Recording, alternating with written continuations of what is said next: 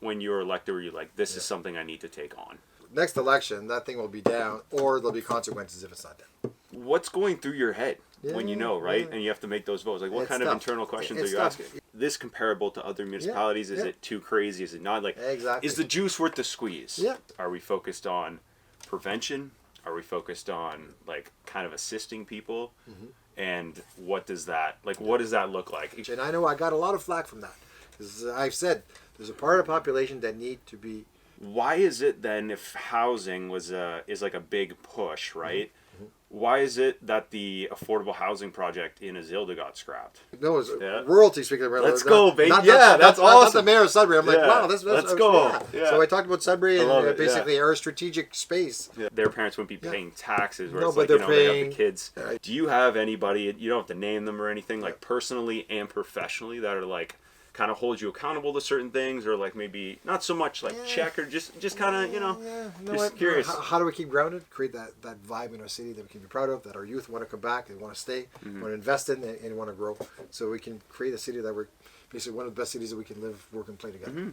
Absolutely. Paul, welcome to the show. I really appreciate you making the time for me today, and I know you're a busy guy, and I'm very excited that you spent some time out of your day to chat with us on the show today. So thank you very much. Welcome. Well, thank you so much for also inviting me, and a pleasure to speak and answer your questions, and just to connect with your audience and people in the city of Greater Sudbury and beyond. So I love it. Pleased to be here. Perfect. So that's I appreciate that a lot. So let's kind of dive in right away to give a bit of context. Take me through kind of your transition, leaving like post-secondary school, and kind of to where we are now in like a Cliff's Notes version, and then we can kind of go back through the whole thing. Sure. So I'm originally from Kapuskasing. I was born and raised in Cap, small town, 5 hours, 6 hours north of Sudbury. North, north of here, exactly. So in high school, actually, it was interesting. Back in my days, we did grade 13. Right. So I'm of that vintage. I know I'm getting up there. Yourself. Yeah, exactly. For sure. And then, but I was kind of didn't know which path to take when I got to university. So I took. So I went in the line of music. My first degree was actually, my undergrad was in music. Believe it or not, people don't really realize this. Oh, no kidding. Yeah, I did saxophone performance. Yep. And I got my grade 10 piano. Anyways, so I did a bunch of stuff. In that line. And then after 3 years, I said, you know what? I always, when I was at high school, I took law. I said, oh, maybe I should do law. But I don't know. I didn't really believe that I could do it. But then I met my wife that I'm still with after 20 years of marriage and 30 years of being together. Lovely. She encouraged me to pursue the passion of law and saying, if you want to do that, go ahead and do it, because you can do it. You're smart enough and you can do it. So I applied to law school, got in. Unreal. Yeah, did law school for 3 years at Ottawa U, and that's where we met. And then knew I didn't want to do the personal side of law, which is very emotional. Like obviously family law, criminal law, that's tough. Right? I admire the ones that are doing it because it's not an easy path to follow. Kids and exactly, very, very, very tough. So I said, you know what? I want to do more corporate stuff, and so I applied to do a master's of taxation from the University of Waterloo. Yeah. So I did a master's of tax from the University of Waterloo, but downtown Toronto. So I was living downtown, right on Yonge and Bloor. Oh yeah. And then I did some placements at Yonge and Bloor. And then finished my master's. Worked at Ernst & Young, and then I worked on Bay Street for a number of years, which was awesome as a tax lawyer. And then my wife was in in Ottawa, doing her studies in dermatology. She's a dermatologist. So anyway, so then we knew we wanted to go back to Northern Ontario. So here we are. We came back and raised a family. I love it. Yeah. Right on. Yeah. So I'm assuming like you didn't just wake up one day when it comes to municipal politics and go, let's try this venture, right? Yeah. So I'm wondering, take us through. Was there a time where you're like, okay, this is what I'm gonna do. Like this is what I want to pursue. Whether it be like maybe a goal that you only want to do for X amount of years, or check off. Like what did that kind of look like? That's a good question because so I was doing law, and then I was on a number of boards in the community. I did the community foundation. I started with others, the Jazz Festival, and then got involved in supporting the United Way as well. And on the Francophone side, I did the French Theatre, the Théâtre de l'Ontario. I did the Centre de Santé Communautaire. For a while, I was on 5 boards at the same time, and I had my law practice and my very young family. So, but it was about it was busy, but it was about giving back to the community. Yeah, it was good busy. Yeah, getting involved, trying to get things happening, create activity, just to create pride of place and create a better city. For that, I could do my part. So I did that, and then I had been 2011, they had asked me, do you want to run as a member of parliament, or for the nomination as a member of parliament in the next election? And I said, no, the kids were too young. That makes sense. And then 2015 or 2014 came around and said, well, there'll be an election in 2015. Right. Do you want to run? So the Liberal Party of Canada had approached me, saying, and others saying, do you want to run? And I said, you know what? At the time, people can remember this, but Glen was the member of parliament federally, NDP. He had just won back in 2011 by a strong majority. So I told my wife, listen, I'll put my name on the ballot in 2015. I'm not going to win. There's no way. But I'll get name recognition. I'll organize a team and know what it's about, and then run back in 2019. Perfect. Yeah. It's a game plan. That was the game plan. So the wife said, you're crazy, but if you're going to do this, I'll support you. So we went down that path. But then after that, Glen resigned and ran provincially. So that seat was empty. And all of a sudden, it's an empty seat. There's a wave. I'm in the wave of 2015. Liberals get the power. So Sudbury goes back red because it was traditionally a Liberal riding for a long time. So so I got to be the member of parliament 2015, 2021. 2021, what happened there? COVID happens in 2020. I get to be home. My kids were young, like I said. And then all of a sudden, we're forced home. We're forced to do what we do. All of a sudden, I get to play with my kids a lot more. Oh darn! Exactly. And then awesome. I buy 2 snow machines because they're not in hockey anymore. We have time in our hands. We usually we're hockey. Of course. Right. And so I bought 2 snow machines. The kids loving it. We're ice fishing. They're like, "Oh, Dad, we didn't realize you love to do this stuff." I'm like, I grew up on this stuff, and I didn't have time to do it with them. So then my youngest says, "I don't remember you not being in politics." He was 7 years old when I got it. Oh wow! So there's things hit you. You're like, darn it. Well, I said, you know what? You got me. I've done my time, right? And I was happy. I've done my time in Ottawa. I've done what I could as no problem for Sudbury. A lot of investments came in. We've got a lot of things built as a city. So I said, you know what? I said, it's time to move on. I was prepared to go back to the law practice. I own properties as well. I own businesses. I own 4 radio stations. I do a lot of different things. So I'll just go back to that. All good. So then I was done. I thought I was kind of retired from the political scene. Then I started to field some phone calls. Hey, you should run for mayor in the next municipal election. I'm like, that's not my intention, folks. People think that was my intention. Quit one, go there. That was not my intention. It seems like a decent transition, like not too bad. Well, because I know that world, right? I know my community very well. Of course. And I know what's going on, the ins and outs, who's who, and as well as what's what. Yeah, it doesn't seem like too big of a gap. Exactly. Yeah. Right. So you're back, and then plus you're home, right? To me, it was nice. Every night I'm not in Ottawa. I'm home. Because in Ottawa, you're there 26 weeks out of the year. Come on. Oh yeah. Half? Yeah, half the year you're in Ottawa. Yeah, and so it's very busy. Tough. Yeah, especially young kids, exactly. So I said, you know what? So then I got 1 call, 2 calls, 3 calls, a bunch of calls, and you're like, okay, well, then that was not my intention. Then I said, you know what? I just thought, I really believe in our city, believe in the potential of our city and the people of our city. I said, you know what? I think there's a better way forward than what we were doing. And that's just, again, no umbrage to, for people there before me. I just thought that we could drive it in a better, positive direction, believe in our city, trying to create a city that we can be proud of. My kids want to live in when they stay in right later on and have especially opportunities. If they leave for school, you want them to be able to come back. Exactly. That was at the end of the day, and as well as we have aging parents. Well, I make sure that they have access to healthcare and they can thrive in their, as a role. So that's kind of where I was coming from, saying I knew, and then there's a whole debate on the arena, and there's a whole debate on the old hospital, the whole debate as there's going to be, right? All the time, right? But for me, it's like I can do what I believe, right, and do my part, and then so I kind of said, you know what, we're going to run, and here's kind of the mandate I want to run on, right? It's saying investing in our city, investing in ourselves, try to move our city forward, that our kids want to stay here. There's opportunities for the ones that are in the workforce, going into workforce, as well as our parents have access to to what they need as in their municipality as well. So that's kind of what drove me to go into municipal politics. Which is like, it's a cool, like, I don't know, I think it's a cool, like, way it all kind of bridged together. And it's like, oh, it's interesting how that kind of it all happened together. So, oh, man, you ended up, what's it called? First and foremost, before we even dive into, like, a lot of your role and, like, the issues and stuff like that, and, like, the couple things I'm, like, curious about, I want to pick your brain on. I do just want to say, I think you have a very difficult job. Oh, it is. I like it from just an outsider looking in, right? And somebody who like really likes and then just tries to avoid like municipal politics in a good way, I think, as because I know, as you can imagine, like at any level of politics or government, you get too invested in everything, you just go crazy. And I'm like, my passion isn't that deep for it.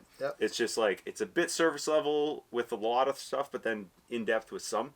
At least that's just me and some like, a lot of friends of mine. And that's where you're at in the point of your life. 100%. Right? You're at where you're busy, you're doing all these things. Yeah. But you believe in your city, obviously you live here, saying, okay, well, how do we move it forward, right? Yeah, and to that, so I really want to commend you on the two things. So one is the hospital demo, because we've been living in this area, girlfriend and I, for a while. So you're right nearby. I see it. I walk it. Even from like, I paddle on it, swim, and I'm looking, and I'm like, it just ruins the tree line. Again, my opinion. Sure. Yeah. So we're looking at it, I'm like, oh, I'm like, I can't wait till this thing's got to go. And then I see that you're pushing to take it down, and now all of a sudden it's gone. Right, for the most part, with obviously the rubble, whatever.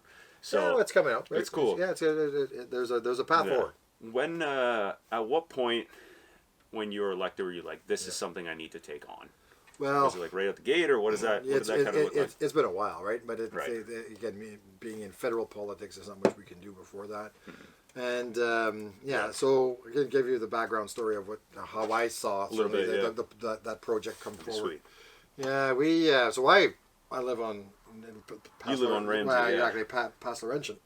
So I drive in front of it every day too. Yeah, you see it too. People forget that. It's interesting how people think I don't pay taxes in the city, and people don't think I see things in the city. I imagine you pay drive a lot of taxes. Thank you. Yeah. I drive our roads. I drive our roads, right? I see things just like everybody else. My kids are in arenas, their pools. You drive all the way around the lake to go to work. Exactly. So I live that same life as everybody else. Yeah. So with the old hospital, so I was elected. So here I am elected, saying, I kind of made a promise saying, listen, next election, that thing will be down, or there'll be consequences if it's not down. Yeah. Right? So, and I knew good incentives. And I know the owner, right? And he has done other projects in our city. He has a lot of rentals in our city. A lot of rentals. Yeah. And he's not from here. He's from out of town, but he's invested in our city. Yeah. So I gave him a call 2022, 2023, and says, listen, how are you proceeding? He says, you know what? We're seeing momentum in the area. We want to move it forward. I said, great. This is what we need. We wanted you to move it forward because it's an eyesore, right? And it's an eyesore, and it looks bad on the. That's what it is. It looks bad on the city. It looks terrible on the city. And it looks bad on you. So, and then from there, and then he tells me, okay, we're going to be applying, right? So he applied at the city for the rezoning that he was supposed to do, and then so he applied for that. That was granted. Then his site plan as well. Then he applied for his demolition permit. Right. And then there was a fire, and then there was a body that was found in there. And so then I was like, so I knew that he was on the path to make it happen. I said, this needs to happen faster. Like we cannot wait anymore. People are just done. Like we were done a while back because I did the first year as being mayor. I did 12 town halls in each ward. We have 12 wards in our city. In each ward, I did a town hall. At each one of the towns, so you can imagine how that goes, right? And but at each one of those town halls, the question came up. Even I was in Lefebvre. Yeah. And they asked. They're never in Sudbury. But they were like, what are you doing about the old hospital? No, exactly. Yeah. No, everywhere. Walden, same thing. Coniston, same thing. Right? They all asked the same question, saying, what are you doing about the old hospital? So this was top of mind for all the residents of our city. It was top of mind for me. Yeah. So then finally, things happened, and then so what happened was also he's invested in downtown at the old Scotia Bank Tower. Of course. And we have a program at the city called the Community Improvement Program. Right. And you can qualify for $20,000 for each apartment that you want to build. And that's in the municipal budget. Yes, exactly. Yeah. So we allocated funding to that. Yes. But there's a maximum of 10. 10 properties that can qualify. 10 apartments. Yeah, okay. 10 apartments. So a max of 200,000. I'm with you. Okay. So then, but this is the first time ever that we had an application downtown. To create housing downtown. You're kidding. Yeah, we've never had that before, right? So he came to the city and said, okay, we want to apply for 80 apartments downtown in the Scotiabank Tower.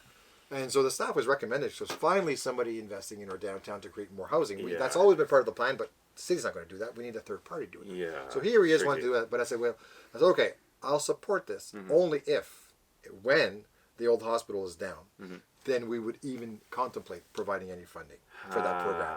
So, and that's rare. Like, well, to me, it was like, this is not happening or else that happens. Yeah. And because there's no way we're going to give money when that eyesore still remains. I like that as a compromise, man. I like that. Well, yeah, I like that. I was curious. But plus, we need that housing downtown. Like this 8 apartment. Yeah, yes, it's market. Some people will say, well, it should be affordable, should be geared to income.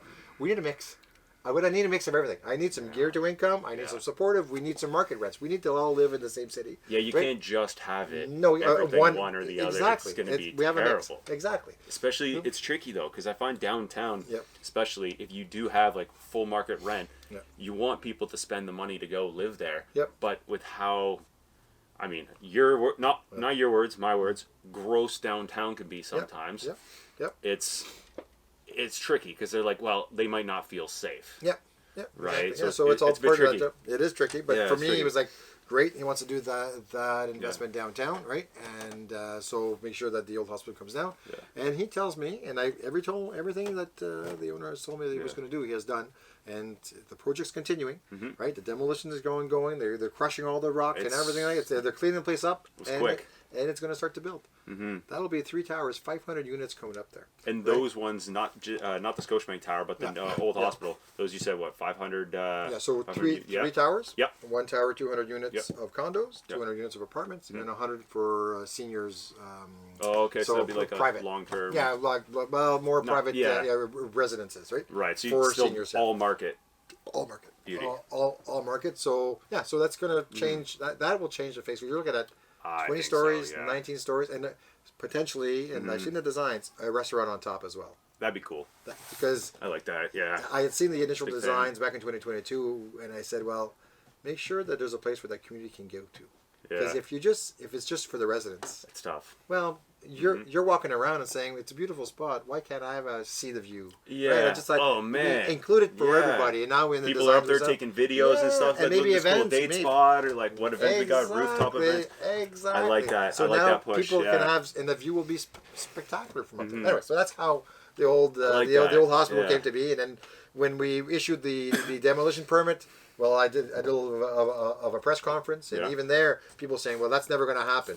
Even when I did the press, it was interesting. People still didn't believe it. I'm like, "Folks, this is happening." And then 2 weeks later, the shovels were in there, and then a month and a half later, it was all down. That's the one thing I was thinking. Like, oh, brother, I was that's the main thing I wanted to commend you on, like just in person, was your ability to go from, hey, press conference, we're doing this, to not like, oh, a year later, big surprise that what happened is like, no, within, I would say, inside a couple weeks, right? Yeah. Correct me if I'm wrong. It got, boom, there was like, oh, now there's 9 excavators on site, and we're like, oh, let's go, baby. I was fired up. Everybody was fired up. Like, finally, the amount of texts from friends and just people saying. You need to see progress, that's the problem, right? And now we're seeing the relief. People are just, oh, finally, it's done. It's done, right? Yeah. So it's a big piece. And now with the construction happening, there'll be some construction. Yeah. It's never easy during construction, but when it's all said and done, it'll be amazing. It's tricky because I'm wondering with the plans for the kind of shifting gears a bit, but still literally in the same 2-kilometer radius with the arena, right? Yeah. And I'm wondering. You said it's all residents, no hotel area there. Oh no, for sure. It'll be, I know where the old. So where we're building. The event center in that vicinity there will be a hotel, and what I like to see, what I want to see, is a convention center hotel. That'd be sweet. Well, because we need to drive foot traffic down there. That's the whole purpose of this. Every downtown that is thriving has foot traffic. They do 100%. Yeah, and then right now we're in the cusp. It's a challenge in our downtown, but it's interesting. Because people have said, well, why? Because some people don't believe that I should be doing this. But I ran on investing in this, so I'm not going to back off. Yeah, that's your majority of your platform. What I remember. Yeah, I was saying, but we got to believe. Focus. But for me, if you don't have a strong and vibrant downtown, what's the point? Well, where's everybody going to go? Where is the soul of your city? In my people disagree, and I said, I had a few people. That makes sense, though. I agree, but some people that don't really might just come downtown, them. that we're doing this, but I'm like, we all benefit from this because that gives us pride of place, and they're like, For me, I want to be the mayor that believes in our city, not the mayor that doesn't believe in our city. Like I'm saying, because so for me, I believe that we can do, and our downtown plays a key part in that. Right. Once we get it thriving and where the potential lies, I think everybody in our city, from each corner of our city, will benefit from that. So that's been one of the things that I've been that keeps me going and waking up in the morning because I believe in that and I really think that we can achieve that. It's moving forward too. Yeah, it is. Like things seem to be moving forward for construction. There'll be shovels in the ground. Where the wrapping's going to start by the holidays, and after that we're going to see some things happen by January, and after that you're going to see some stuff, some cement and rebar going up by the spring. Good, yeah. It's cool. Yeah. It's cool to see. Like I remember, and what's nice is like I remember working. Like when we were talking off camera a bit before this about coming back to Sudbury for work, I had taken a job working for a firm and we were doing drawings for it, but it kept getting stopped and they kept getting scrapped and things changing and minus the nitty gritty stuff that I don't know if I should be saying it, but anyways, so a lot of it got scrapped and I don't even know if scrapped is the right terminology. I think it was they just stopped and then go right because plans change, red tape. Yes, all the time. Everywhere, so seeing it go forward is good. And what I tell folks is that they're saying, well, we can't afford it, Guess what? Every year that we wait, the price keeps going up. You're right. That is, listen, people forget 15 years ago, the mayor at the time, John Rodriguez, wanted to build a 4-pad arena in front of Collège Boreal on the other side. The Terry Fox, right? On the other side. Yeah. It's going to cost, a 4-pad arena at the time was going to cost us $25 million. For a 4-pad arena. Today, you're looking at $150 million for a 4-pad arena. Dude, it's not even close. Well, it's not even close. But what I tell people is every time we wait, the price keeps going up. And it's up. It goes up drastically. Oh yeah, every year. So that's why, to me, it's like if we don't do it now, we're not going to do it. And then imagine a city of 190,000 people, and growing that don't have that type of event center. To me, that gives us pride of place, and then that gives us the things that And yes, we can afford it. It's already baked into the budget. People are concerned about that. We're fine. I think people to that point, it's a good segue for budget because I think a lot of it is people see the budget and they see how can we afford it and everything. I think, correct me if I'm wrong, you have presented the 2025 budget recently? No, not yet. So what happened, the way it works at City, the staff presents the budget to us. Yeah. To the councilors, right? Council, yeah. And then from there, we look at it saying, okay, well, actually, we're going to try to reduce the impact on the levy as much as we can. As it goes, as it goes. So that's coming forward. Yeah. So we're working on that. We just got it presented last week, and we're going to continue working on it until pretty much the first week of December. That's when we'll be working on it. A month or so to try to chop some things down, reduce trim the fat where it goes. Yeah.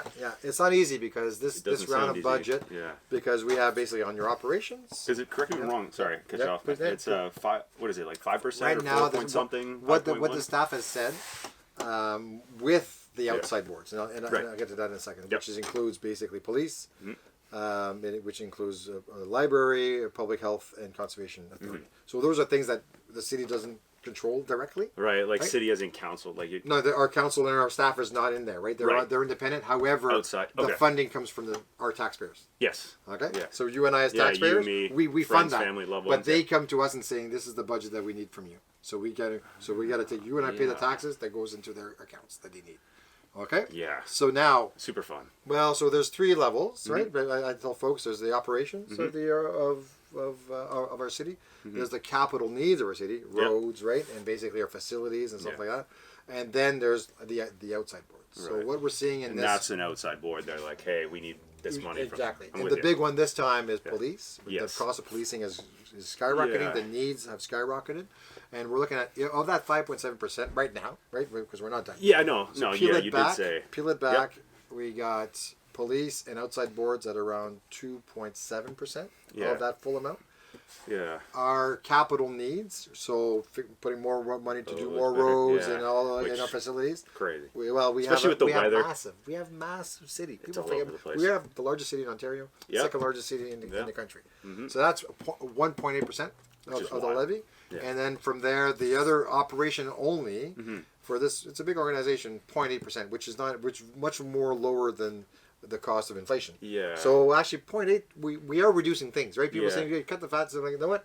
We are basically making decisions that we're trying to reduce as much as the cost of operations as much as we can. So so that's how that's what in the budget throws that we are in right now. Right. So you're on you're on one of those boards, eh? The police one, exactly. So when you are in those meetings and the budget is kind of it's in front of you, and you know it's gonna you're gonna have to have these discussions, right? Yeah. And you're like, okay, crap, I don't, what's going through your head? when you know, right? And you have to make those votes. Like, what kind of internal questions are you asking? Yeah, well, it's tough because on the one side, people say, well, we want more policing. Things are tough right now, right? We want to have more presence for police. We want to make sure that they're well taken care of, and their health and safety is number one as well. For sure. Right? And they have the proper equipment to do it. They have a very difficult job. Very difficult. Very difficult. Yeah, exactly. So for me, you know what? But then our challenge is that we mix it all in together. Yep. People just see the one tax bill for all the services that we're trying to deliver. A lot, which is a lot, right? So that's why for me it's like, okay, I know people want this investment, but yet they don't want to pay for it. That's the type of war that we play. Can't have your cake and eat it too. Exactly, but people would just say, well, cut. So I say, well, which services do you want me to cut? Well, don't cut any services that I'm using. That is the daily struggle of any municipal politician. Right, that we're faced with. It's tough decisions. But we have to make those decisions. That's where again, council will be working together to try to see how we can reduce the impact on the property taxes. But again, on the police services board. But we know that and then there's at the end of the day. We need to pay our police officers properly, right? And we compare ourselves to other municipalities, so we got to make sure that we pay them the wages that are comparative to other municipalities. Right. So that's all. So that's it. You're like you kind of would look and go, is this comparable to other municipalities? Is it too crazy? Is it not? Like exactly. Is the juice worth the squeeze? Yeah, pretty much. For lack of yeah. But for me, it's like okay. I know people Better want. Expression. Well, the residents want to see more investments in police. Obviously when I tell them. Almost half the budget, a bit less than half the budget right now, but certainly almost 2/3 of the budget. 2 point something. Sorry, exactly. It's 2 point. Give or take when it gets. Yeah. We're trying to reduce it even more. Yeah. But so basically is just police alone. Right? People are like, wow, okay, I didn't realize that. And it's funny because I get a lot of folks telling me, well, you know what? I just get garbage pickup. I don't get anything else. I said, well, wait a second here. So if you call an ambulance, they come see you? Yes, they do. Well, that's the city paying for that. That's your that's your property tax rate. If you have a fire go to see you? Yeah, that's your property tax rate. If police call police, they go to that. Yeah. Our 911 services, and it's just not in Sudbury, but in general, basically account for 41% of your property tax bill. Yeah. So 41%. So before we do any roads, anything else, anything else, or emergency services, and it's we need to invest in those dollars because when you need it, you want them to come and you want to be properly trained and you want to be responsive. Yeah. So people don't realize that basically, like I said, our 911 services are 41% of your overall tax bill. Paul, I have a few good friends of mine that are in fire service, EMS service, and GSPS. There you go. Yeah. So I've heard, because they'll never say this on the podcast, right? Because you should come on. Obviously, they never will, right? They can't. There's a bunch of So, but they share, right? Because stories are fun, and I'm like nosy this way, right? I'm like, oh no, and so they tell me these things, and I'm like, you know what? You deserve every bit of the money, 6 figures, whatever plus it might be. You deserve it all. Between dealing with like the addictions, the amount of overdoses, all of them have seen, right? The mental health issues, the crisis that we're doing, and they're also going through that. Dealing with those people like by proxy, but they have to be strong and like professional. 100%. It's that's why for me those are investments that we're doing on behalf of the residents of our city, and when they're treated properly, right, and they obviously they want to show up to work and do their profession, we're all better off for it. Mm-hmm. I'm with you. Awesome. I like that. Like I think if I didn't have those friends, I'd be kind of like, where's this big? All you see is the increase, right? Yeah, exactly. Because again, same with the developments and the builds and the demos. If you don't see the progress and you just see it, getting worse and stuff, it's a bit it's a bit tricky, right? You're questioning, right? Why 100%. Why am I paying my taxes? What am I getting for it? Are they doing a good job with the dollars that I'm sending over there? Right. 100%. And that's and that's the thing. And you mentioned when you had seen it, you're like, people forget. I live in the city too. Exactly. I do the lap of Ramsey to go from my house to work in downtown, right? You see it all. My in-laws live in One-Up, right? I have friends that live in Rayside in the valley. Anyways, And the crazy thing that I'm wondering, so you see it, which is like, it's good. It feels to me, because we touched on this for a couple seconds, but I'd love circling back to this, because I know you guys have a 2030 end homelessness plan, right? Yep. So talk to me kind of what goes into creating it. And what I mean by that is, are we focused on prevention? Are we focused on like kind of assisting people?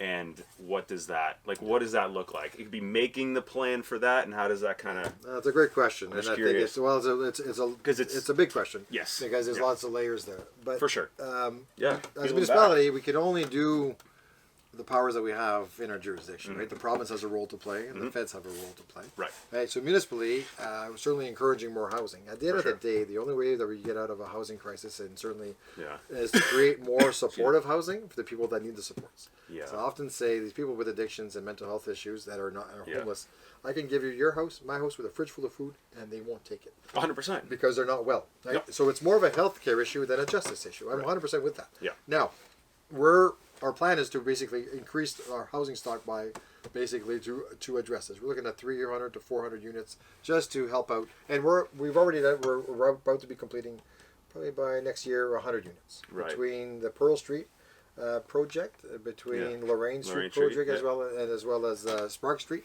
off of LaSalle. Yep. You're looking at around 90 units that is already coming on board. Right on, of which 50 have come on board. We're looking at 40. Now, just had last week had the federal budget, a lot more funding which is great. 100% because people think municipalities don't do all the projects, just do this. I'm like, wait a second, what kind of city are we creating if we're just doing one part? Yeah. I got to be a mayor for 360-degree circle around me, just not for 10% there, 10% there. I'm trying to do as much as we can. For sure. So the plan is certainly to provide those supports, and right now, people don't realize this. We're already investing a lot to support this type of this population that is struggling, and the people also that just that are it's challenged, right? Basically, either they need rent to what we call rent geared to income, right? So we have the housing supports, right? So the rent top ups that we provide them. You're looking at around $24 million a year for the municipality alone. Yeah, which is crazy. In this space, because before the province would pay for all of that back before.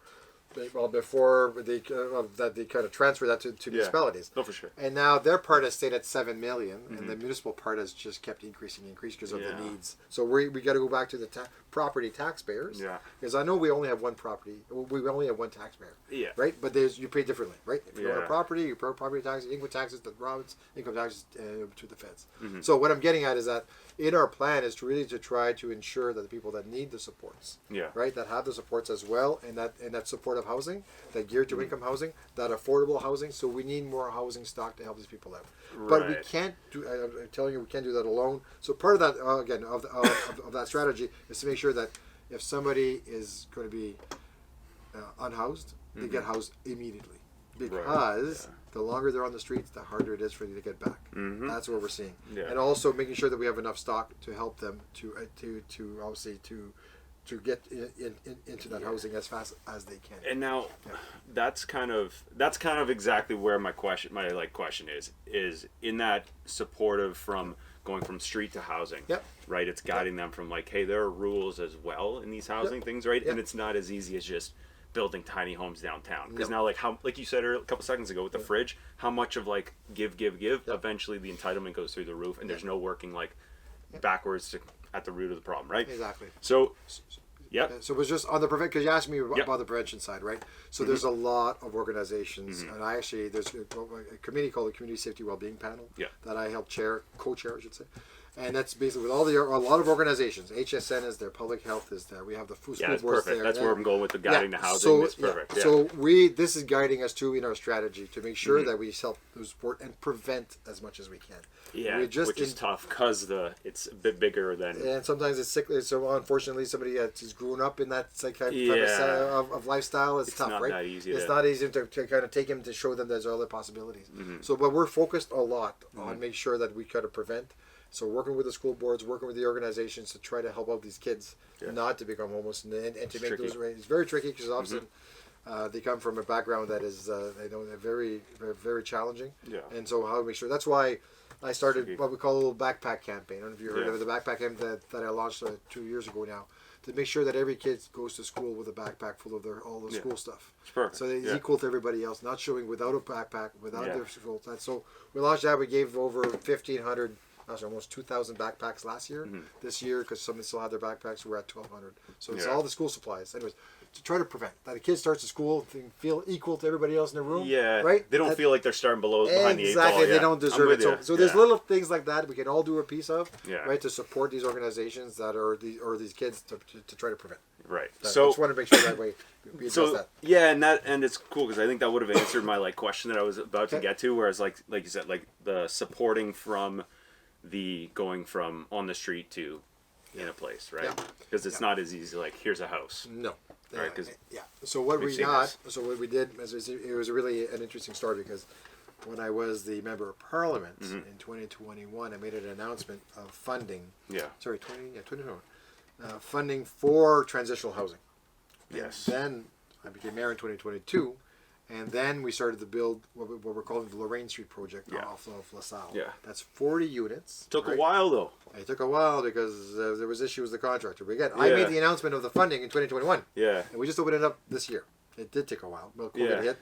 Some major challenges. Yeah. 40 rooms, but we had already started a pilot project. The city was already funding the operation of a pilot project at the Four Sisters Hotel. Right. There was 13 rooms there. Yeah. So basically, supporting these individuals, but it's a volunteer program. It's a volunteer program. They can't be forced in. No. They cannot be forced in that program. So they're volunteering. They say, "What I want to get better. I want help." So we took them in. It's a partnership with HSN, Canadian Mental Health, Chicago McQuaid. There's a lot of there's all lots there of for it. exactly. We're all in partnership in doing this. So what we're seeing now, that's been open for a number of months, we're seeing a lot of success stories. That actually people have left that program and actually made it to more not as supportive housing as that one. Certainly less supports, and they are doing better. Right. There is success stories. There is examples that we can point to of people, and right now we're seeing people from. I mean, we may talk about this or not, but certainly from Energy Court into Lorraine Street right now that have volunteered to go there. The challenge we have as a society where the municipality don't control, and the province does, is the ones that don't want to be helped, that are so... You can lead a horse to water. If they don't want to take it, it's a challenge. And I know I got a lot of flack from that. Because I've said there's a part of the population that need to be permanently, compassionately helped. Yes. Because almost they like, don't belong in the streets. Yeah. And I've seen their names, they're banned from the soup kitchen. They're banned from shelters because they're not well. They're violent and they're not well. And they need to be properly medicated and taken care of. Yet, as a society, saying, you know what? We're not going to be putting you in a permanent place, right? Yeah. And there's a risk to others by doing that. Everybody, for the people around them, for the people, just the average Joe on the street, right? So because they're not well, they need proper medical attention permanently. Yeah. But again, there's people that do not like me saying that. But you know what? Seeing what I see, being on the streets, walking our streets there in downtown all the time. I'm with you. And I'm saying, you know what? To me, it is not human to let these individuals steal or beg for people for food because they are banned from the soup kitchen and because they're violent over there because they don't want them to be supported there. It goes back to the root cause. Exactly. And often they're schizophrenia. Exactly. They need to be probably medicated. So that's why I'm saying the province needs to make sure that these individuals are permanently helped, because those are more violent ones that are downtown. That are people it is very tricky. So as much as the municipality can do for one part, what we're trying to, I'm advocating to the province, saying let's help these people out better. It's a bit further, bit deeper than we can't control that. We put them in a house, get them off the street. It's like, well, and then people are looking at me and saying to do that. To be honest, well, right now they don't want help. A lot of them, exactly, because they're not well. No, right. And I've seen it my firsthand. Like my experiences working, I've worked for co-ops in the city. City funded co-ops. I have friends who ran at. What was it, years ago, so it's not going to matter, and he doesn't work there, but he worked at 720 Bruce as the on-site, right?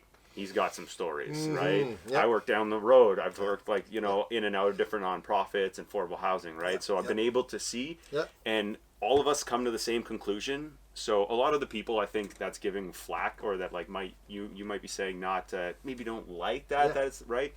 Those people don't. They don't see it like me and the handful of colleagues so I can I see what you're saying, and I'm like, you're right. Crap, they don't want help. No, because a lot of them are like, nah, we don't care. We're getting stuff for free. Exactly.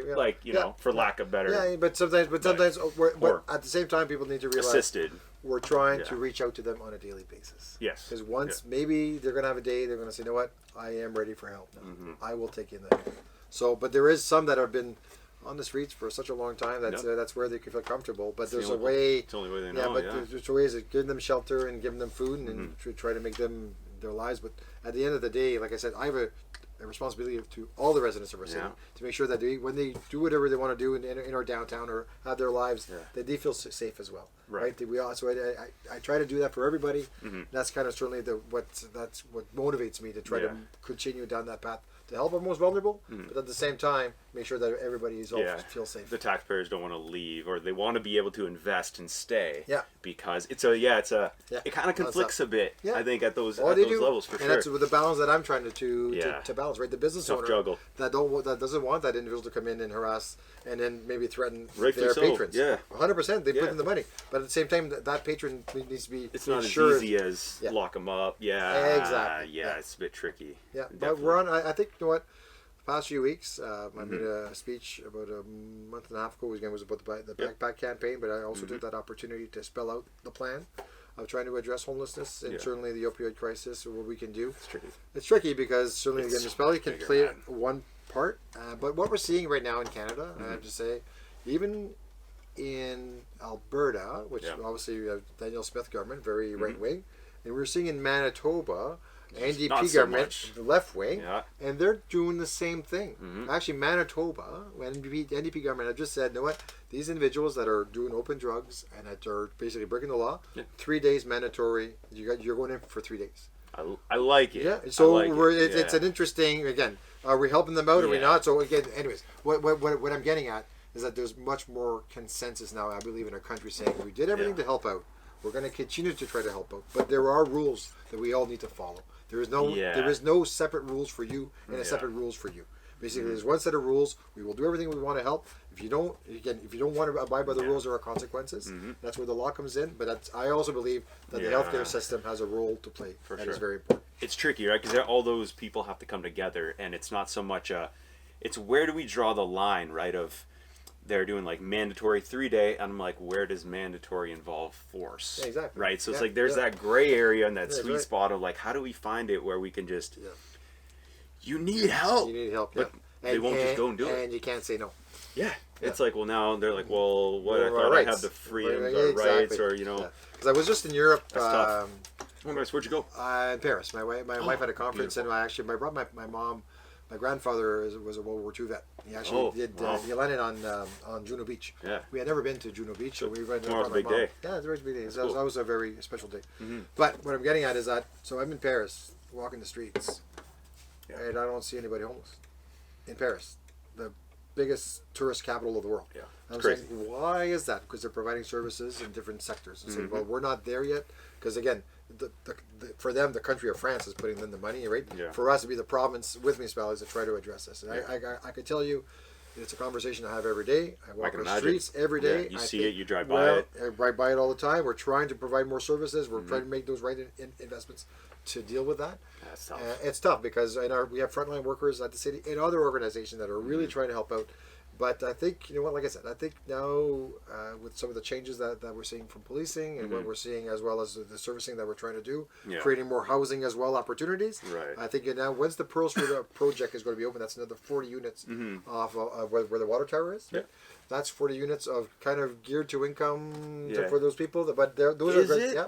Is it geared to income? Yeah, it's going to be geared to income. They're supportive and geared to income. Yeah. Yeah, and that's going to be basically folks that are coming from Lorraine Street, that are graduated, that are much better. Oh, okay. Yeah. So there's going to be a mix of folks. Okay, so there's still like some assist. Yeah, so it's geared to income, but it's like supported as well.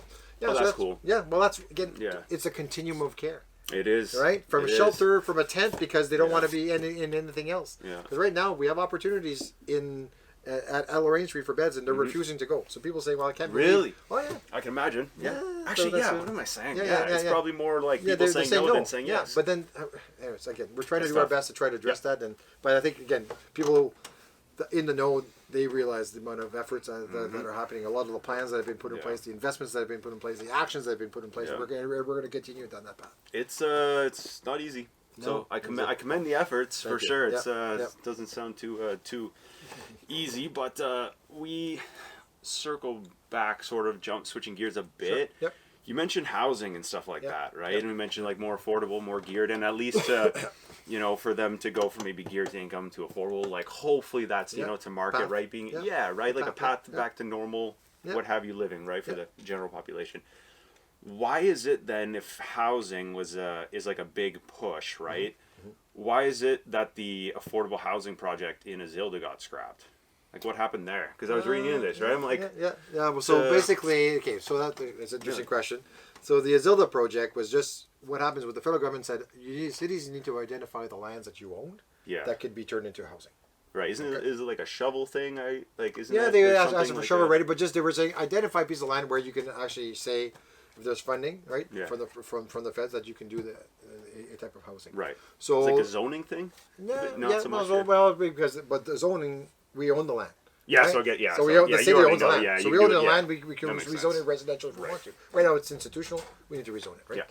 And so what has happened there, because nothing was really canceled over there. Right. It was more the community really thought that this was going to be supportive housing or transitional housing, which was not at all, right? But they took it and they ran with it, and there was a lot of misinformation, unfortunately, in that project. So affordable is 80%. 80% of the market rent. Yeah. And that's what we're seeing in Coniston, and actually on the Manitou project with the big tower going up and the elevator shaft just downtown. Yeah. Pretty much, right? Yeah. That's a cool build. 30%. Affordable, so it's seniors affordable. Yes. So and that's the vision a bit of what we wanted to see maybe in Azilda. Yeah. And so there was a bit of obviously there's a strong pushback, right? Yeah. From some residents, and we said, okay, well, you know what?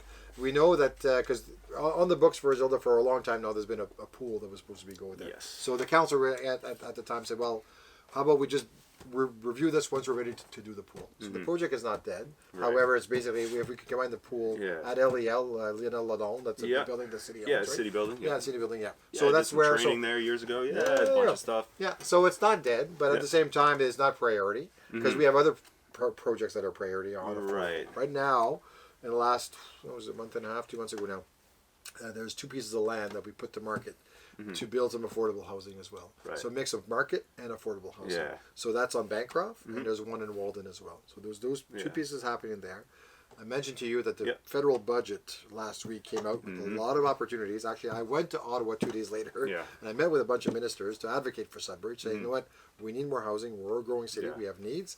So on the affordable piece, but I often say, like I said, we need the full spectrum of housing from market rent housing or just market housing so that people can develop basically bungalows right to the shelters. Yeah, these triplexes, everything. Exactly. Give me a 6-plex, a 10-plex. Yeah. I need everything in between. Right? So here's what we can do, and that's why on the multiplexes we actually basically we've eliminated the development charges on those for a number of years. Yeah. Right? So actually another 3 years. Every 3 years we'll be revising those to try to entice more building in that sense. People don't realize this, and if you don't follow kind of what's going on in our city, we're actually breaking records on housing in our city right now. Right? We're seeing a lot of development happening. We are at 800, last year we were at 800 and some new housing starts. Yeah. This year we'll probably be a bit less than that. And so we are, and a year before that, because the province put targets for us to meet. And we have exceeded the provincial targets. That's why it's called the Build Faster Fund that they have given us. And so because we've exceeded those targets, we receive... You get more funding. Exactly. We have 1.5 million, 1.5 million, and next year we're going to break the record again. For housing, Now, what type of housing? Like or just... Anything. Yeah. Well, it's not just only affordable. Exactly. The whole spectrum of housing. Because we, again, like I said, I need to make sure that people that want to move in our city for jobs have access, because they won't go to supportive housing. There's only geared to income. Yeah, exactly. It doesn't make sense, right? That's why we need the mix. You need the mix in Sudbury. Being the hub that we are of Northern Ontario, we need that mix of housing. And that's another challenge. I know we talked a bit about homelessness. We're going to go everywhere. It's conversation, But on people... I love it. And I realize people in our city know this, but you know, at the end of the day, we are a hub of the northeast of Ontario. Yes. A lot of people that are struggling often come to Sudbury for services, even though we are maxed out to service that population that is living rough right now. It does. So we're seeing some new individuals arrive looking for services that don't exist because there's just too many folks that are asking for that because they're in their small towns. They don't have access to those services. Right. And I've been saying this. This is not the first time that I say this ever, but I've said this before, saying I will do everything, the council will do everything to support the residents of Sudbury, but I can't do that for all the whole Northeast. The residents of Sudbury cannot afford to pay for all the people in need of the Northeast. No. And I know, listen, There are municipalities that are doing what they can to support. That's tricky. But some are sending the most egregious cases, or the tougher cases, I should say. Not egregious, but the tougher cases to Sudbury for services. Yeah, because we have them. Well, we have them, but then after that, once they've kind of received them, we don't send them to guaranteed income or transitional housing there. No, we don't. No, so that's why for us, it's that balance of saying, come here for services, but then you got to go back home. Yeah. Because if you're staying here, we can't house you. And that's what's happening. And that's where the housing issue is. Exactly. Yeah. And then all of a sudden they're on the streets. And they might also, man, contribute to the things that, like, they, what you were saying was, like, some people don't want help. They might also contribute to those. Oh, you have the services. Like, what does that mean? You mean our safe injection sites are open longer? Like, what does that mean? Yeah, right? we and that's we don't have any more safe injection sites, just make sure that clear. Yes. But back in the day, we had some a few years ago. But still, it's basically to make sure that people realize at the end of the day, coming to HSN to get the mental health services, awesome. Which is great. But at the same time, once you've you're released from those services, you got to go back home. We don't go on our streets because that is not where you're going to get better. Yeah, which is why it looks so almost bad from right. You know, we drive around and we're like, oh, it's tough. And for me, but they need the services. I often say, I walk the streets and I'm like, where are these people coming from? Are they our residents? Again, are they from Sudbury? Yeah. Are they coming from elsewhere? Yeah. And some are coming from elsewhere. Mm-hmm. But so that's why it makes it tough. They're allowed to move around. Where are all these people from? Yeah. But then it puts a lot of big stress on our housing stock because they're trying to access housing, which we're trying to play catch up. Well, I already have a list of Sudbury folks that are trying to get in. Yeah. Right. Those should be priority. 100%. So that's again that is a tough part that we're trying to on a daily basis struggle. And our team is working night and day on this. Which is awesome. Yeah, they're awesome. Yeah. What I do want to commend you on something that you mentioned a couple minutes ago that I was like, I think people do need to understand. You do a very good job of representing Sudbury when you go to like provincial and at the federal levels and stuff like that. Like I often see you at different stuff like from social media and stuff like that and everything. I'm like, oh, he's like out, right? Like you're actively pushing for Sudbury at a provincial and federal level. I appreciate that. So I'm like, I don't think you get enough like thank you. Tip of your direction for that. So. Well, I ran on that in the sense that I would try to be the brand ambassador for Sudbury. It's the best way to put it. I was going to be the brand ambassador. Let's get the story out there. And I go to Ottawa and I tell our story about critical minerals. Yeah. That's us. Yep. Right? But then talk about the challenges that we face in our healthcare system, right? And the help that we need. Yeah. I'm advocating for us. You know what? This past year. This is what we got. This is what we need. Yeah, exactly. This past year has been pretty cool. I'll be honest. I was asked to do a speech at the Canadian Club. Canadian Club is in Toronto. Basically, prime ministers go to speak at the Canadian Club. No, it's royalty speaking. Let's go, baby. That's awesome. Not the mayor of Sudbury. I'm like, wow, let's go. Yeah. So I talked about Sudbury and basically our strategic space, city, because of the whole critical mineral file, right? Basically, what we offer as a solution to this, to what's going on in the world. So, anyways, I was at that, and then 2 weeks ago, I was at the C.D. Howe Institute. Yes. As well, making a speech over there, talking about that. So, anyways, when I have a chance to go to Toronto to speak at different groups, I take it because because it's a good way to put they don't know like us. The more we can highlight what we're doing, what a great place it is to live, but they understand our needs as well as we. So we're just. We're far away. We're only 4 hours, but for us, for them, they think it's like, you're up north. Exactly. No, it's not that bad. It's not that bad. I came in here this morning, and I'm driving back home tonight. Yeah. You're like, you can do it. It's a long day, but I mean, it's a long day. It's doable. I've done it. You can manage it. I'm still young. Yeah. Still youngish. Youngish. He dated himself with the grade 13 earlier. I did. Oh man. Oh, that's awesome. Yeah. So yeah, with the. Looking back on it a bit, I'm wondering a couple things we just talked about. You mentioned people are like other communities as being like a hub, right? Or we're a hub and other communities are sending. Yep. Is that so much like you're not going, or you, right, as figure speech, like you're not going, hey, send your people here. It's like they send it because, like, I'm always curious of that, right? It's like, hey, do we grab people and be like, hey, send them all here, bring them all in, right? Or is it those communities, like, they almost, like, you almost have to take them? Like, what does that look like? Well, again, it's not us. It's more or less like the healthcare system, right? That's mainly the main thrust of that, saying that because they don't have access to that specialized services in those areas that require some long-term supports. Yes. So they come here. But I always say, well, what happens once they're released from those services? Yeah, that's the issue we're running into. And often there's nothing to go back to, right? And so they stay here. They don't have the systems already. Because if they did, they would have. So when I advocate, you talk about me advocating to to those communities, and to Toronto and to Ottawa, I often say, help Sudbury, but help those communities too. Because if you don't have those communities, you're all going to come here, and at the end of the day, home is where you want to be. Yeah. So I support all the communities around us to receive the proper supports that they need and the funding that they need to support their population, so we can support our own population. So that's kind of what. And the other part too is people don't realize, but our jail system that we have here, it's a regional jail. Oh so yeah, that's true. So I say, well, once they're released from jail, where do they go? Who's picking them up and bringing them back home? Right, so that's right now. So the island, Timmins. Well, exactly where they're from. So there's more attention being put into ensuring that when they're released from jail, there's people there to meet them, support them, and to direct them to the services, so that they don't go back on the streets. Back on our streets, exactly. Oh, so interesting. A lot of efforts being put into that as well. Yeah, no kidding. Yep. Huh. So we've had, from what I've come to realize, is and correct me if I'm wrong, we've had, 20,000? Like, how many people have we had come to Sudbury, like, in terms of population increase in the last couple of years? Well, like, a couple of years, we were at since 180. pre-COVID, or about COVID. Yeah. We're looking at 4,000 to 5,000 a year, probably 3 to 4. It's on average, right? Yeah. And of that population, basically, a lot of it has been for work. Yes, yeah. Right? Some are newcomers to Canada, and some are just people from the GTA coming from across our own country. Makes so sense, it's a mix. It's a mix of folks. Yeah. We have, when I was a member of Parliament, we fought to get more of an economic immigration plan for Northern Ontario, for Sudbury. Yeah. So it's called the Rural Northern Immigration Partnership. Yeah. What we received in the last 5 years is about 500 positions a year. Yeah. Right, that have come through that program.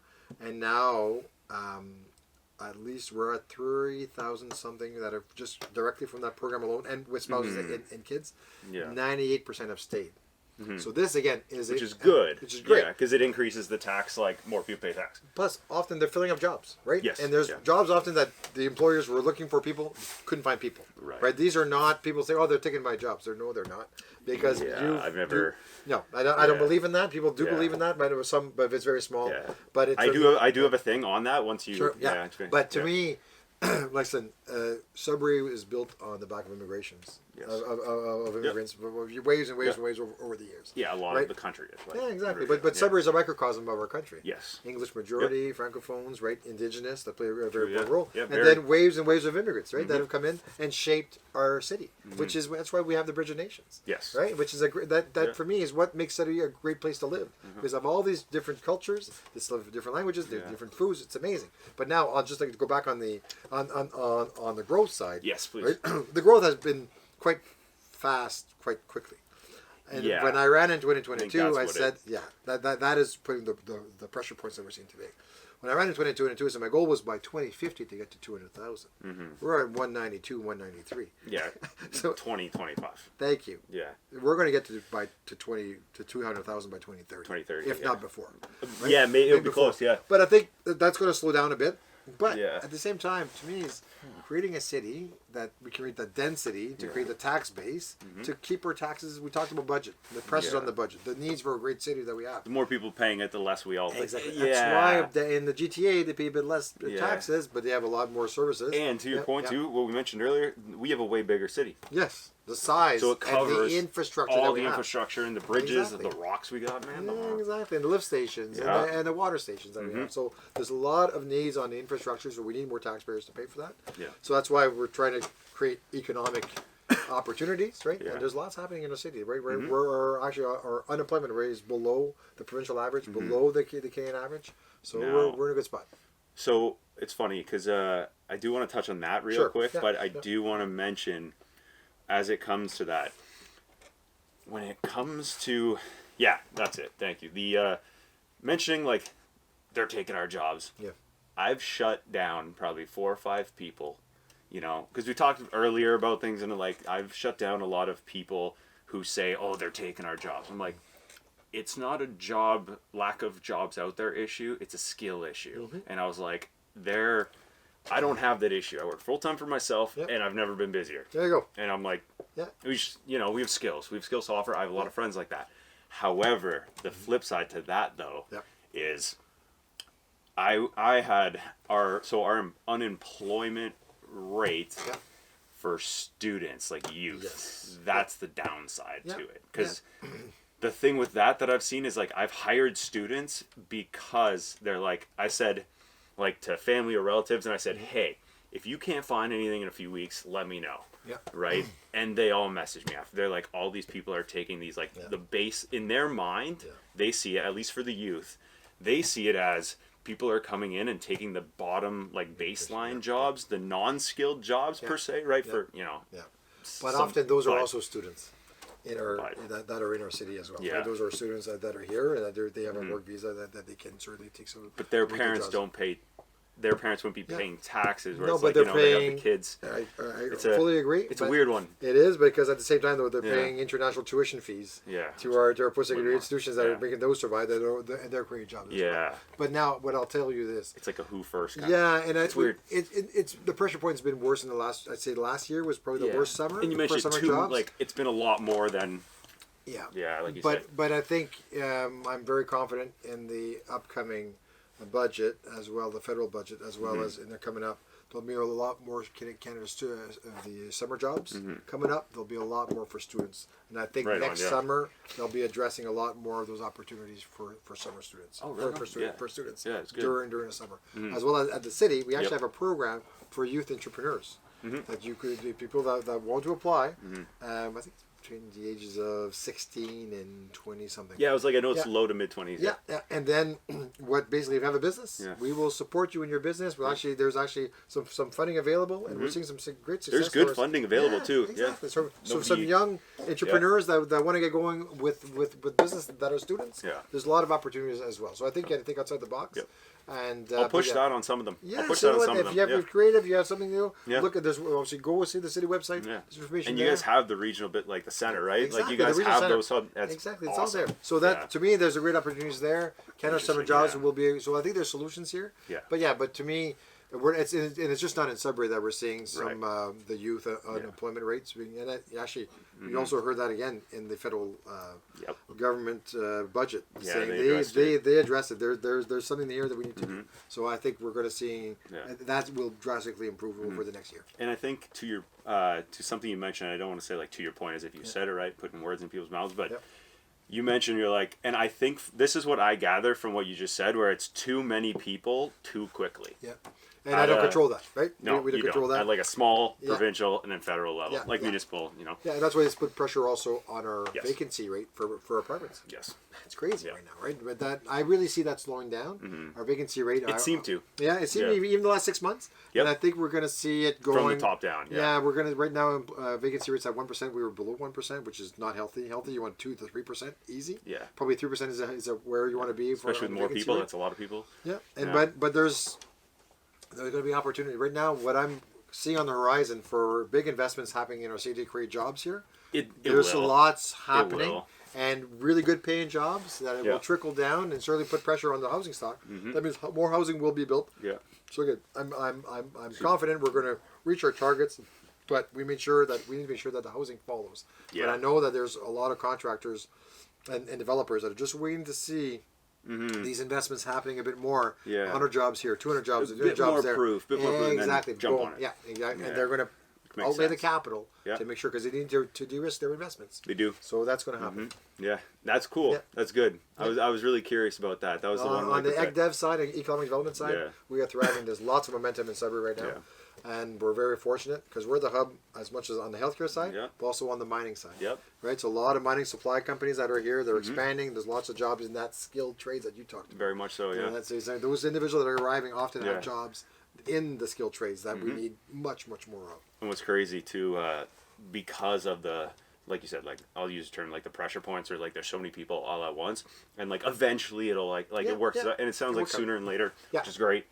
The thing that I noticed is because I didn't, just in case people cancel, I've gotten a habit of not telling anybody who's really coming on the podcast.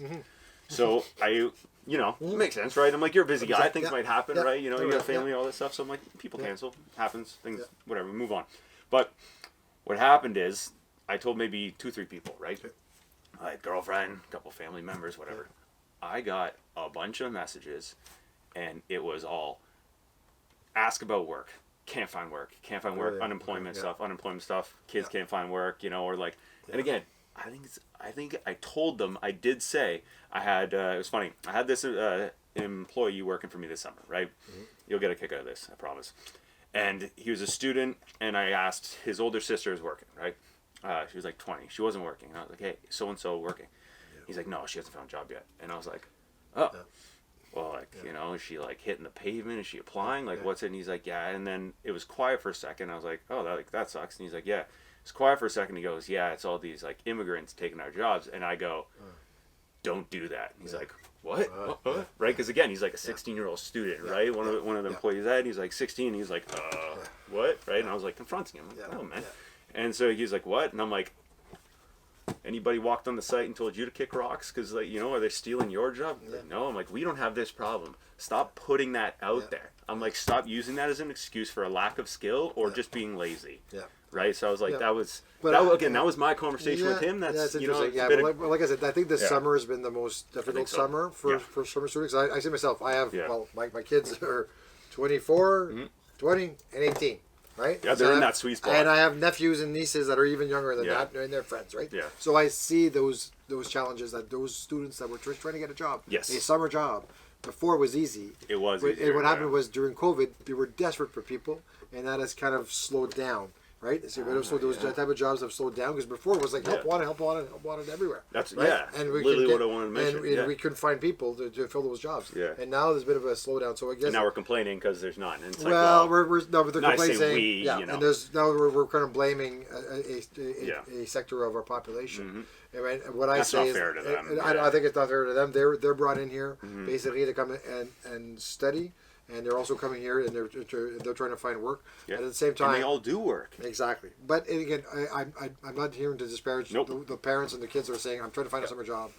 I think this summer, like I said, the municipality doesn't control a lot of that. It's more the feds and the province to a certain extent. But we will do everything to create that space for these jobs to have in the summer jobs. So I think we're going to see a lot more festivals, a lot more things happening over summer. Yeah. Hopefully these students can have access to those jobs. And they look and they do their research and they like see job bulletins because there are. Yeah, there are. So I would encourage people to also, like you said, to look at certainly the job fairs that are out there. Yep. And we're encouraging to do much more summer student job fairs as well of what's out there. That's awesome, yeah. Because then we can go somewhere. Because when I was the member of parliament, and I did the Canada Summer Jobs, I would also organize a summer job fair, right? In May, early May, saying, these are all the jobs out there. Come over here, right? Yeah. Bring your resumes. And you know what? We would connect a lot of students with jobs. And if not even working for you, you go, no, it wasn't for me. It was just in general, right? For the whole population, for the whole city. But I mean, if somebody say coming to you, you're like, well, maybe not me, but hey, I actually have a friend that you might be perfect for, or like they might like your vibe, stuff like that. Yeah.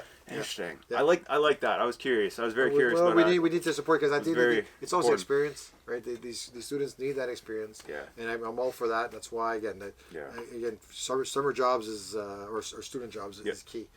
And we're gonna keep pushing to create that space to make it happen. That's cool. That's awesome. I appreciate that.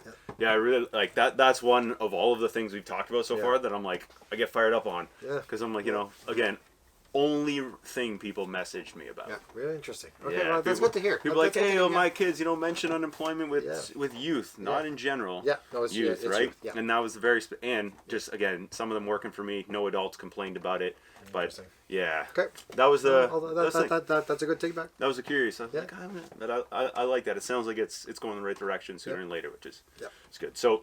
Switching gears a bit, sure. Kind of before we, before I give you like the red carpet moment to say your piece before we go. I'm always curious when it comes to politicians at every level, and I have this discussion often with friends, even before, like you coming on here, and like we talk about with politicians making mistakes, and then we talk about, it's everything's in the news. You doing everything right. Is like people do. Sorry, I shouldn't say you personally, but all politicians doing everything right to please everybody is just it doesn't happen. It's impossible. It's impossible, right? So it's not going to happen. So with that being said, I'm like every time, but the job is almost like it's perceived that way, where it's like you have to like do everything right. It has to be good, whatever. And then if it's bad, it's like, well, you're the leader. So if it's good. It's great. It's everybody. Yeah. If it's bad, it's on you, right? Yeah. So at each level. So what my friends and I discuss often, I'm big on personal accountability as well as professional, right? Like we have our mentors and stuff like that. Yeah. Do you have anybody, you don't have to name them or anything, like personally and professionally, that are like kind of hold you accountable to certain things, or like maybe not so much like check, or just kind of, you know, just curious. How do we keep grounded? Yeah, to a certain sense, along that. Yeah. Listen, my parents is my dad was a welder for 40 years, right? Not a politician. At all. At all. Like a little right? So, further than I am. Yeah, I love it. So when I talked to him about politics and his perception of things, right? So that kind of gives me, well, it gives me just, you know, he doesn't really, he follows it a bit, but you know what, it gives me a good sense of where I believe, anyways, the general population is at to a certain extent. Oh, same thing with my father-in-law. Yeah. He was an electrician, right? And so he has his perspective on that. So people don't realize I have family members that are on ODSP, family members that are on welfare, family members that are struggling. Yeah. So I see their reality, and I talk to them all the time about how they're struggling and how they're trying to get out of it.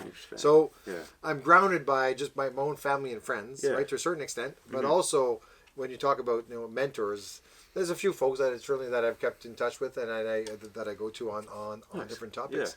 But it is the job of mayor is you're kind of alone.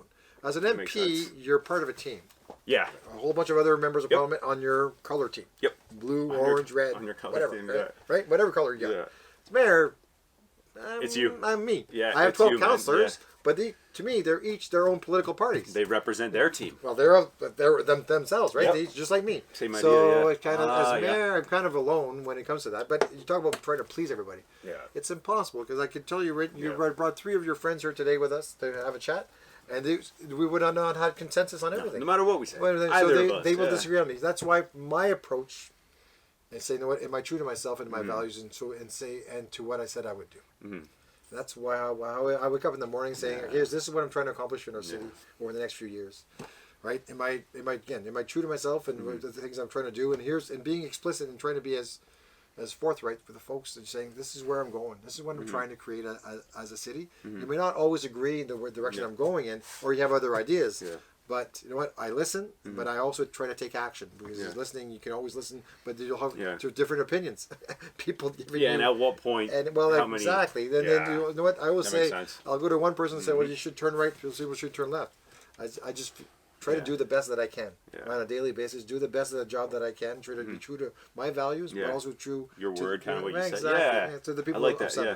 That's what I try to do. I love it. Do you have that's good. That's good. Did you have anything you kind of maybe thought we didn't really touch on, or something you kind of wanted to use to wrap up, or maybe like a quick thing, or no. First of all, thanks for inviting me. Right? I like to get awesome. You're very welcome. You know what I like to engage with, you know, so you're a very young man too, right? Yeah. And you believe in our city. Yes. You're here, you and your partner you can move anywhere you want. Yeah. Right? And for me, I'm trying to create a city that we all believe in, we can be proud of, and that I would say my kids and my grandkids would want to live, right? And they can be proud of us, and my parents can stay here and also live their full lives and grow old, healthy, and actively as much as they can. For sure. That's what I'm trying to create as a city that we all, but again, some people will disagree with some of the policies that we're putting forward. I get that. There's an expense to that. There's a cost to that. But for me, it's just really create that vibe in our city that we can be proud of, that our youth want to come back, they want to stay, want to invest in, and want to grow. So we can create a city that we're basically one of the best cities that we can live, work, and play together. Absolutely. Right on. Well, Paul, that's a wrap. Awesome. I really appreciate your time. Thank you so much, man. This is awesome. Thank you so much for doing this. Thank you for your time.